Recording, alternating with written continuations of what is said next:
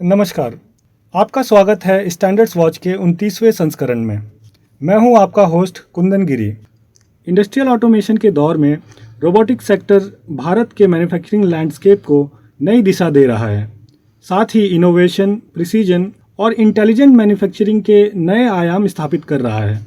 Annual industrial robotic installations में भारत वैश्विक स्तर पर 6वें स्थान पर पहुंचकर मात्र उपभोक्ता ही नहीं बल्कि फ्यूचरिस्टिक रोबोटिक टेक्नोलॉजी का एक प्रमुख निर्माता बन रहा है। रोबोटिक स्केलेटन्स की परिभाषा से लेकर रिगरस सेफ्टी प्रोटोकॉल्स के निर्माण तक भारतीय मानक ब्यूरो स्टैंडर्डाइजेशन के माध्यम से एक सुरक्षित और इनोवेटिव रोबोटिक इकोसिस्टम का ब्लूप्रिंट तैयार कर रहा है। स्टैंडर्ड्स वॉच के इस संस्करण में हम इसे विस्तार में समझेंगे, लेकिन इससे पहले आइए एक नज़र डालते हैं हाइलाइट्स पर।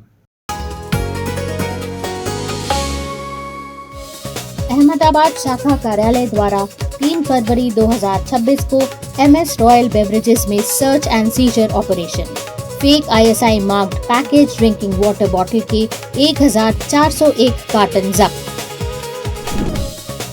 भारतीय मानक ब्यूरो की पहल शाइन के अंतर्गत 4 और 5 फरवरी को निट्स नोएडा में कंज्यूमर ऑर्गेनाइजेशंस, NGOs और रिसोर्स पर्संस के लिए ट्रेनिंग प्रोग्राम आयोजित। भारतीय मानक ब्यूरो की उप महानिदेशक श्रीमती चित्रा गुप्ता द्वारा कार्यक्रम का उद्घाटन। BIS रायपुर शाखा कार्यालय द्वारा 28 जनवरी को NIT रायपुर के सहयोग से स्टूडेंट चैप्टर इंटरैक्शन प्रोग्राम का किया गया आयोजन। BIS के एकेडमिक कोलैबोरेटिव इनिशिएटिव्स को किया गया प्रदर्शित। Central detective training institute Hyderabad को ISO 21001 के अनुरूप educational organisations management system certificate प्रदत्त। CDTI द्वारा भारतीय और श्रीलंकाई पुलिस अधिकारियों को उच्च गुणवत्ता का दिया गया प्रशिक्षण। BIS राजकोट शाखा कार्यालय द्वारा 5 और 6 फरवरी को सेंट्रल असिस्टेंट स्कीम के तहत स्वर्ण एवं रजत कारीगरों के लिए 2 दिवसीय प्रशिक्षण कार्यक्रम आयोजित। उद्देश्य रहा तकनीकी कौशल बढ़ाने के साथ साथ BIS हॉलमार्किंग स्टैंडर्ड्स को सुदृढ़ करना। कोलकाता शाखा कार्यालय द्वारा 5 फरवरी को मिल्क एंड मिल्क प्रोडक्ट्स के लिए कंफर्मिटी असेसमेंट स्कीम पर ट्रेनिंग तथा अवेयरनेस प्रोग्राम आयोजित। प्रतिभागियों को स्कीम के लाभ और सर्टिफिकेशन प्रक्रिया की मिली जानकारी। BIS और Indian council for agricultural research NDRI Karnal द्वारा 2 फरवरी को डेयरी प्रोडक्ट्स के टेस्ट मेथड स्टैंडर्डाइजेशन पर ब्रेनस्टॉर्मिंग सेशन आयोजित। भारतीय व अंतर्राष्ट्रीय स्टैंडर्ड्स और डेयरी टेस्टिंग की नवीनतम प्रणालियों पर हुआ विचार विमर्श। भारतीय मानक ब्यूरो के गुवाहाटी शाखा द्वारा 3 और 4 फरवरी को IS 11536 के अनुरूप processed cereal based complementary foods पर कैप्सूल कोर्स आयोजित। संशोधित स्टैंडर्ड्स के अनुपालन हेतु आवश्यक तकनीकी और नियामक जानकारी प्रदत्त।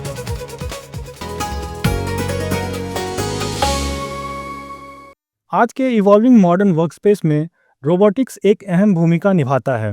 चाहे किसी टेक्नीशियन के साथ वर्कबेंच साझा करता कोबॉट हो, सर्जरी में सहायता करता मेडिकल रोबोट हो या मोबाइल असिस्टेंट के रूप में कार्य करता सर्विस रोबोट, ऑटोमेशन अब हमारे जीवन का अहम हिस्सा बन रहा है। डोमेस्टिक प्रोटोकॉल्स को इंटरनेशनल बेंचमार्क के साथ हार्मोनाइज करते हुए भारत रोबोटिक इंस्टॉलेशंस के क्षेत्र में प्रतिस्पर्धी रूप में आगे बढ़ रहा है। आइए इस विषय को समझते हैं।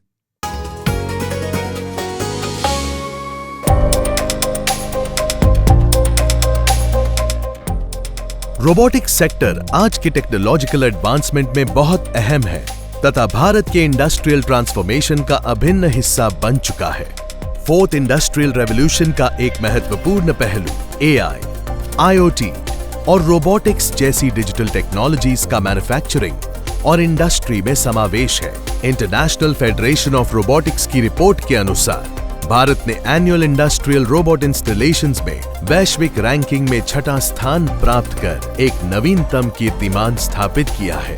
विकसित भारत के लक्ष्य को साकार करने और GDP ग्रोथ को गति प्रदान करने में इनोवेशन और रोबोटिक्स आधारित ऑटोमेशन की ड्राइविंग फोर्स बनकर उभर रहे हैं।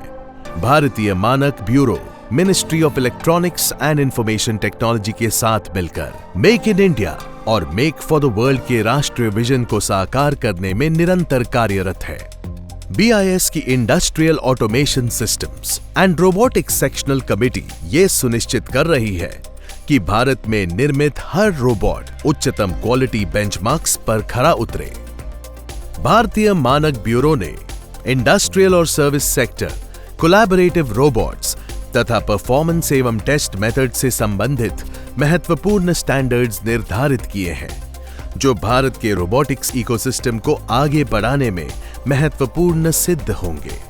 इंडस्ट्रियल रोबोटिक्स इकोसिस्टम के लिए BIS ने IS 14530 जैसे स्टैंडर्ड्स निर्मित किए हैं, जो वर्कर सेफ्टी और हैजर्ड आइडेंटिफिकेशन पर केंद्रित है। IS 15291 automatic tool change interfaces को परिभाषित करता है। ये एक गाइड बुक है जो रोबोट्स के डिजाइन, इंस्टॉलेशन और यूज के दौरान सेफ्टी सुनिश्चित करने के लिए दिशा निर्देश प्रदान करती है। IS 13547 सीरीज रोबोटिक स्केलेटन का आधार बनने वाली मैकेनिकल प्लेट्स और शाफ्ट्स के लिए आवश्यक स्पेसिफिकेशंस निर्धारित करती है। ये राष्ट्रीय विजन केवल इंडस्ट्रीज तक सीमित नहीं है। सर्विस रोबोट सेक्टर के लिए IS 16608 ये सुनिश्चित करता है कि पर्सनल केयर रोबोट्स के डिजाइन में संभावित हैजर्ड्स और प्रोटेक्टिव मेजर्स को ध्यान में रखा जाए ताकि वो मनुष्यों के लिए सुरक्षित हो। ये स्टैंडर्ड मोबाइल सर्वेंट और असिस्टेंट रोबोट सहित विभिन्न प्रकार के सर्विस रोबोट्स को कवर करता है। चिकित्सा के अति संवेदनशील क्षेत्र में IS 13450 part 4 section 1 health care autonomy के डिजाइन और रिस्क मिटिगेशन के लिए दिशा निर्देश निर्धारित करता है, जिसमें प्रोग्रामेबल इलेक्ट्रिकल मेडिकल सिस्टम शामिल है, जो सॉफ्टवेयर, हार्डवेयर और सेंसर्स के समन्वय से संचालित होते हैं। IS 17193 कोबॉट्स अर्थात कोलैबोरेटिव इंडस्ट्रियल रोबोट सिस्टम्स के लिए आवश्यक रिक्वायरमेंट्स निर्धारित करता है। ये एक सेफ्टी ब्लूप्रिंट की तरह कार्य करता है, जो पारंपरिक केज्ड इंडस्ट्रियल रोबोट्स और आधुनिक शेयर्ड वर्कस्पेस के बीच संतुलन स्थापित करता है। BIS ने रोबोटिक सेक्टर में परफॉर्मेंस और टेस्ट मेथड्स के लिए भी स्टैंडर्ड्स विकसित किए हैं। IS 14533 इंडस्ट्रियल रोबोट्स की परफॉर्मेंस का मूल्यांकन करने हेतु एक्यूरेसी और स्पीड मापने की विधियों का विवरण प्रदान करता है। उल्लेखनीय है कि BIS DRDO की defence bio engineering and electro medical laboratory devil के साथ मिलकर मॉड्यूलर और एक्सोस्केलेटन रोबोट्स के लिए स्टैंडर्ड्स विकसित करने में अग्रणी भूमिका निभा रहा है। ये रोबोट्स भारत की मिलिट्री कैपेबिलिटी और मेडिकल एडवांसमेंट दोनों को निरंतर नई दिशा प्रदान कर रहे हैं। डोमेस्टिक प्रोटोकॉल्स को ग्लोबली रिकॉग्नाइज्ड स्टैंडर्ड्स के साथ हार्मोनाइज करते हुए भारतीय मानक ब्यूरो रोबोटिक्स के क्षेत्र में निरंतर प्रगति कर रहा है, ताकि कटिंग एज टेक्नोलॉजीज के माध्यम से इनोवेशन को बढ़ावा मिले और सस्टेनेबल तथा इंक्लूसिव डेवलपमेंट सुनिश्चित किया जा सके। BIS मानकों द्वारा नवोन्मेष का सशक्तिकरण।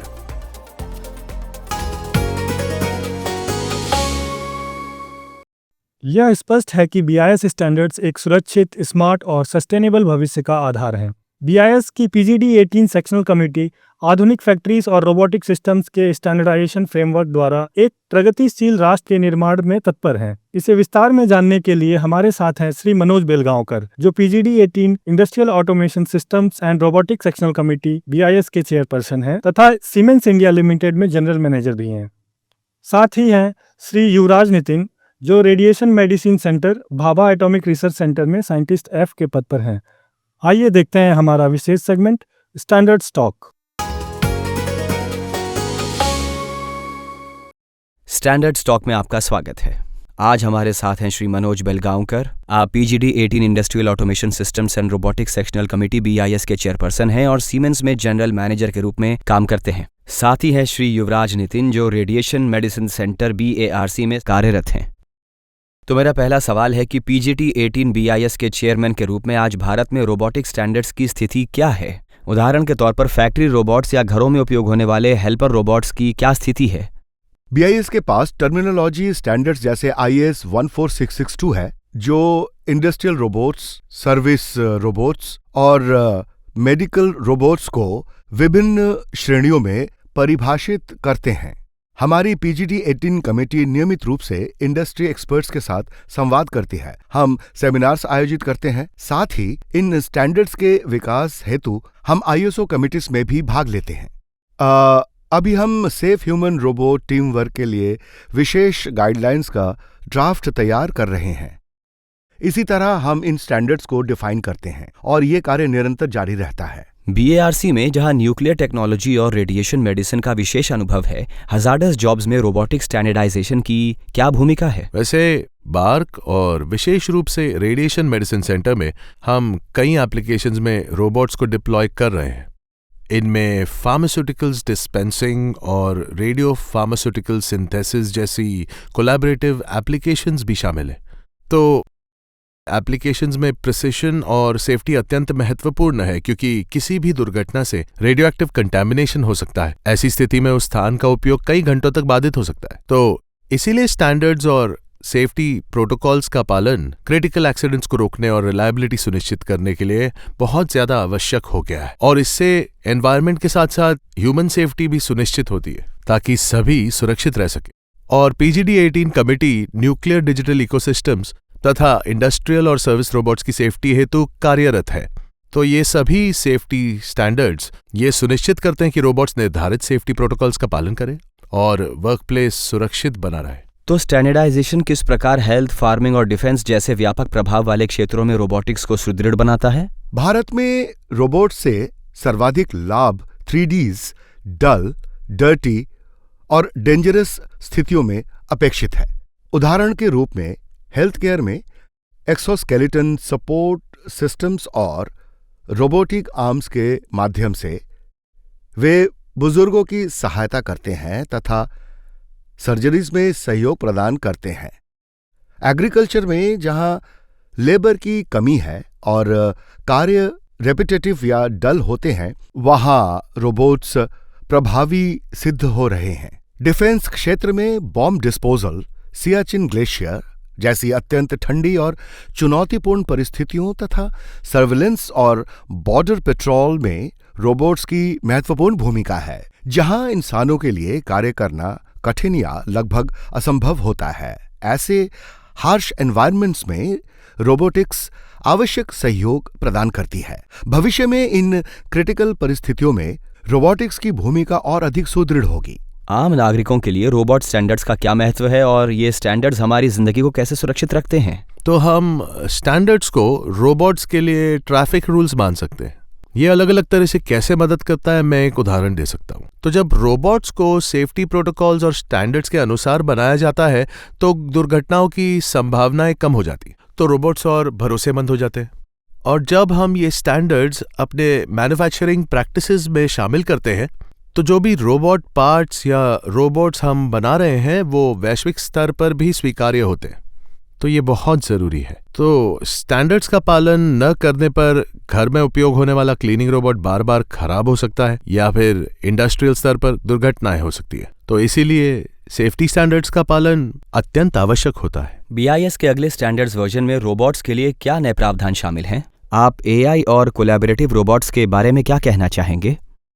अगले वर्जन में exoskeletons, cobots as human teammates और सर्विस बोट्स के लिए ड्राफ्ट्स पर कार्य किया जा रहा है। वर्ष 2030 तक मीटी की नेशनल रोबोटिक स्ट्रैटेजी के अनुरूप AI सेफ्टी और मॉड्यूलरिटी स्टैंडर्ड्स को भी शामिल करने की योजना है। और भविष्य के स्टैंडर्ड्स भारत की वृद्धि के लिए इन चुनौतियों का समाधान किस प्रकार करेंगे, जरा इस बारे में बताइए। तो दिक्कत यहाँ आती है कि वर्तमान में लगभग 90% रोबोट्स और रोबोटिक पार्ट्स इंपोर्टेड है, इसलिए डोमेस्टिक मैन्युफैक्चरिंग को बढ़ाना आवश्यक है। अनुमान है कि वर्ष 2030 तक इस क्षेत्र में लगभग 1 मिलियन जॉब सृजित हो सकती है। जब भी हम मैन्युफैक्चरिंग करें तो ये ध्यान रहे कि जो भी क्वालिटी है वो इंटरनेशनल स्टैंडर्ड से मिले, और साथ ही में रोबोटिक सेफ्टी और टेस्ट फैसिलिटीज़ की स्थापना भी अनिवार्य हो जाएगी।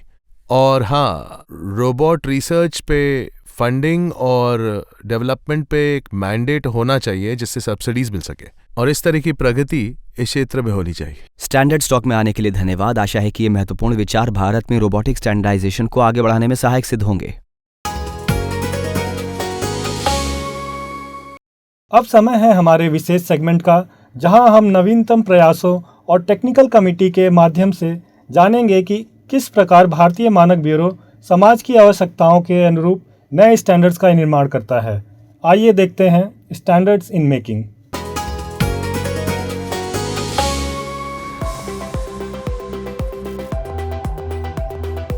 दो फरवरी 2026 को BIS ने jute and jute products TXT3 की सेक्शनल कमेटी मीटिंग आयोजित की, जिसका उद्देश्य एनवायरमेंटल चैलेंजेस के लिए सस्टेनेबल समाधान पर विचार करना था। इस बैठक में regulators, industry, research institutes, procurement agencies और टेस्टिंग लेबोरेटरीज के प्रमुख प्रतिनिधियों ने भाग लिया। IS 16186 तथा IS 15138 से संबंधित ऑपरेशनल और टेक्निकल मुद्दों पर विस्तार से चर्चा की गई। 11 फरवरी 2026 को भारतीय मानक ब्यूरो ने plastic piping system sectional committee CED 50 की एक महत्वपूर्ण बैठक आयोजित की। डेलिब्रेशंस में प्रोडक्ट मैनुअल से संबंधित प्रोविजंस और क्लैरिफिकेशंस पर चर्चा की गई। सर्टिफिकेशन हेतु टेस्ट फैसिलिटीज की आवश्यकता पर BIS की नई पहल पर भी विमर्श किया गया। बैठक में नए स्टैंडर्ड्स के ड्राफ्ट्स को फाइनलाइज करने तथा मौजूदा स्टैंडर्ड्स के रिवीजन पर भी विचार विमर्श किया गया।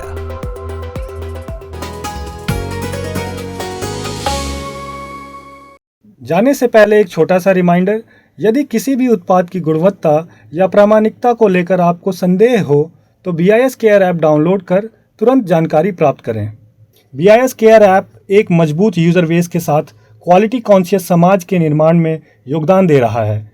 आप भी इसका हिस्सा बन सकते हैं। अधिक जानकारी के लिए BIS की वेबसाइट www.bis.gov.in पर विजिट करें। सतर्क रहें, गुणवत्ता चुनें और मानकों द्वारा मजबूत और सुरक्षित भविष्य का मार्ग प्रशस्त करें। नमस्कार।